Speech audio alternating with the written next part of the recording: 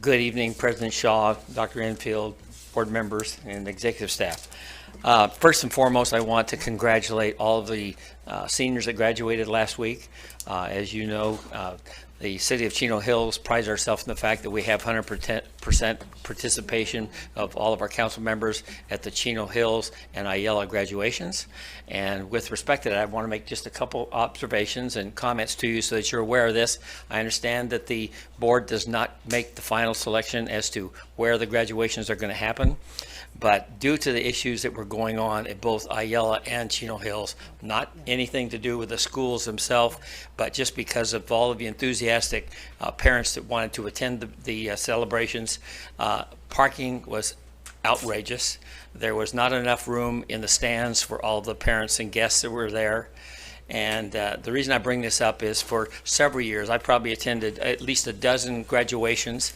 In the past, we used to have one night of the week on a 3 o'clock and 7 o'clock, we would have the two Chino Hills High School graduations. The next night, we would have the two Chino High School graduations at the Toyota Arena.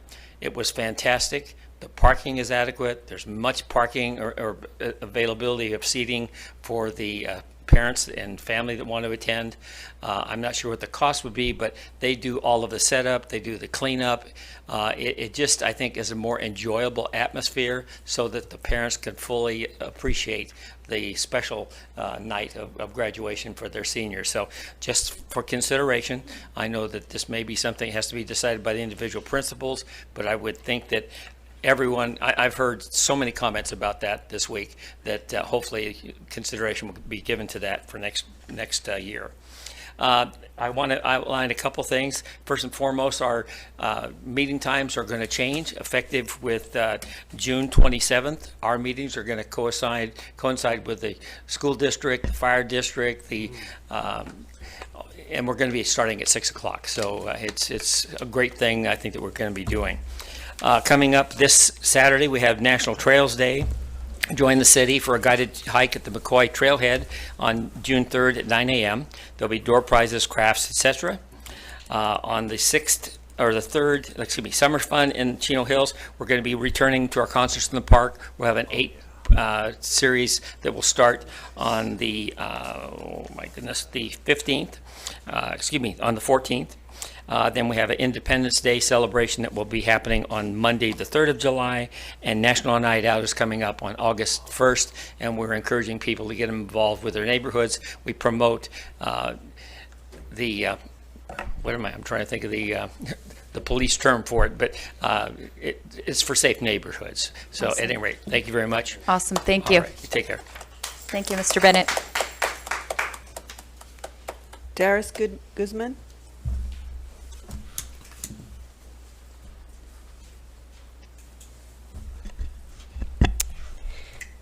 Good evening, Board President Shaw, board members, and cabinet. I'd like to bring up a couple of items tonight. First, I do want to thank you for sending out communication regarding the district parents as partners advisory committee earlier today. I had asked other parents previously if they knew about it. Many had not heard about it before. But my understanding is the first meeting was actually already held on May 15, and representatives were selected by school administration from each school site. While I appreciate that the flyer indicates all parents, guardians can attend, it is important that it is widely shared and known ahead of time. And I'd like to suggest that for future committees, including such as the LCAP, that the district should send communication to all impacted parents, guardians to collect a pool of interest instead of allowing school administrators to select their preferred representative and a backup. The purpose of this committee should be to improve our special education program. As we all know, it has its issues, and it can only improve if we include parents that have had their share of challenges and other different perspectives and work together collaboratively. Next, I'd like to address some upsetting rumors that I've heard being shared in different schools within the district. It's been heard that the district is pushing to eliminate father-daughter and mother-son dances. If this is true, it is truly upsetting. These special events create amazing memories for students with their parent, guardian, or loved one, and has already always been an inclusive event. Please remember that these are PTA-sponsored events created by volunteers that devote their time and energy to create extraordinary memories for our students. Don't try to change this, as it's going to cause a logistical nightmare for our PTA. If this is true, that we're eliminating these dances, I want it to be very clear and transparent on your purpose and motivation for that. This is another example of where we can work together as a district with school administration and with parents, instead of the district dictating the decision down. Thank you. Thank you, Doris.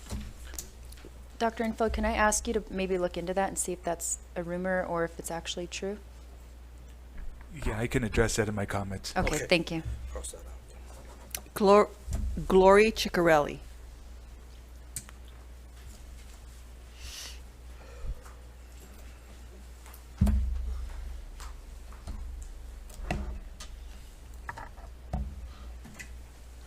Hello, board, staff.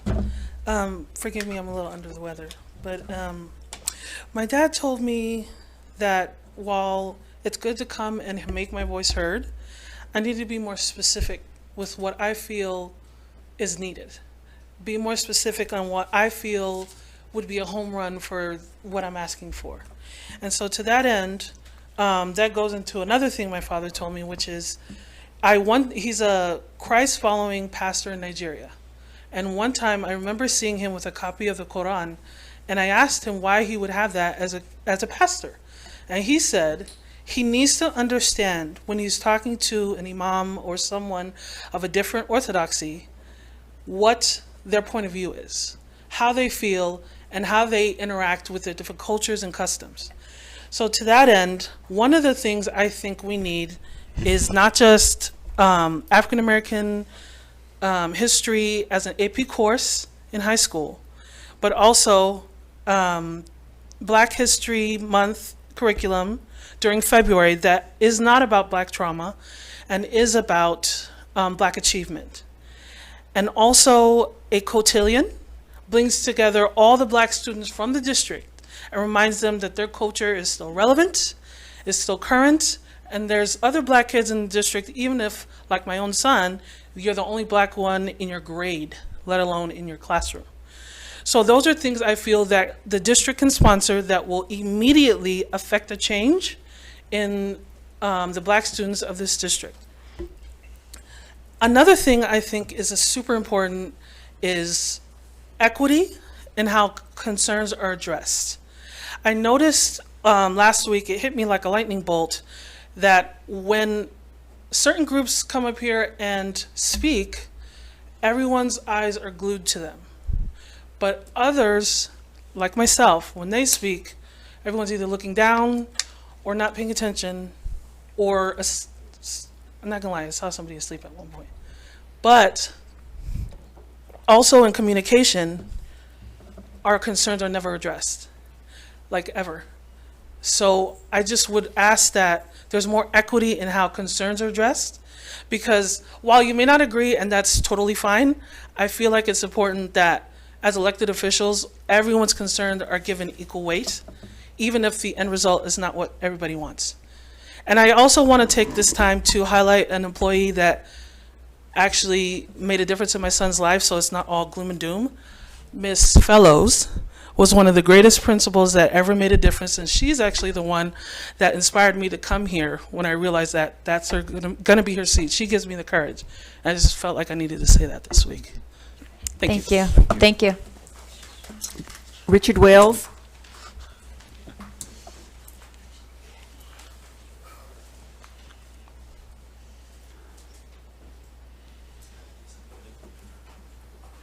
Okay, we're going to try something new. Okay, I wanted to start out by saying that a group of parents did consult with an attorney regarding the flying of pride flagrams in the classroom.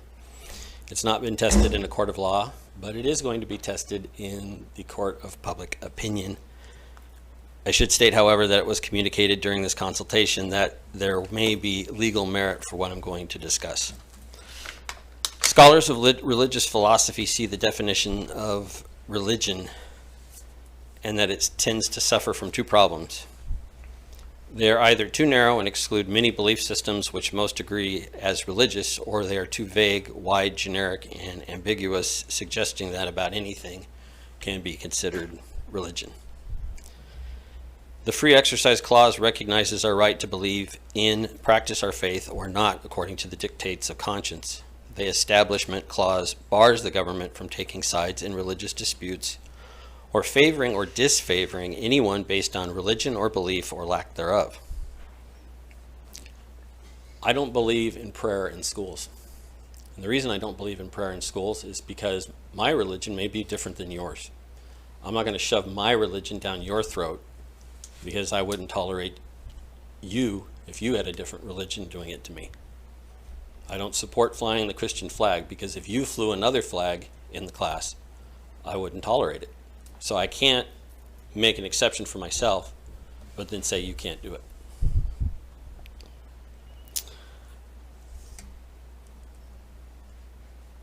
We have no state religion. The Pilgrims first came to this country to flee state religion.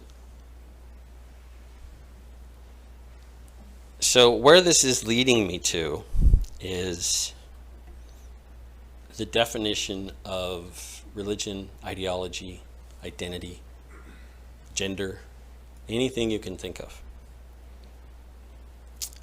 There is no reason or need to officially celebrate or recognize one's own sexuality. No one has a right to forcibly expose others to it or have it pushed on their children.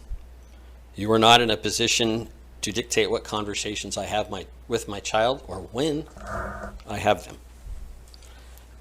So when do your perceived rights become privilege, and at what point do your rights start to violate the rights of others?